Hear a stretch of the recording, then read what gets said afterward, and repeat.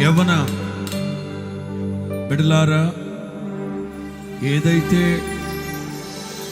మనస్ఫూర్తిగా ప్రభువా, నేనైనా, నా జీవితమైనా, నా భవిష్యత్తు అయినా మా తల్లిదండ్రులతో లేదు, చేతుల్లో లేదు, మనుషుల చేతుల్లో లేదు నాయన.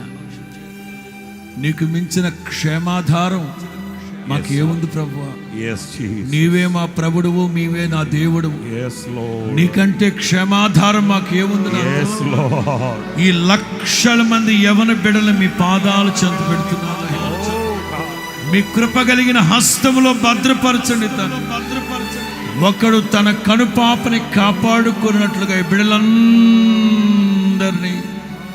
కృపతో కప్పండి నాయన. బిడ్డలు ఏదైతే భవిష్యత్తులో ఏదైతే ఊహించుకున్నారో ఆ ఊహల రేఖలకి ఊపిరినిచ్చే దేవుడు, శిథిలమైన శిలని మనిషిగా మార్చే దేవుడు, నా ఎండిన ఎముకల జీవితాన్ని, నిస్సారమైన బ్రతుకుల్ని సారవంతంగా మార్చే దేవుడు.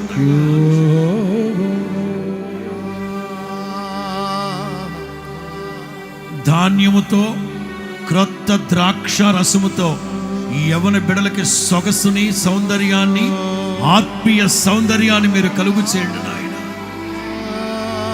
మీ వాక్యం అనే బలము చేత బిడల్ని మీరు నింపండి నాయన. భవిష్యత్తును ఎదుర్కొనే ధైర్యాన్ని దయచేయండి. ఎక్కడ ఎవరికి తలవంచని ఆత్మీయ తెగువ బిడలకు ప్రసాదించండి.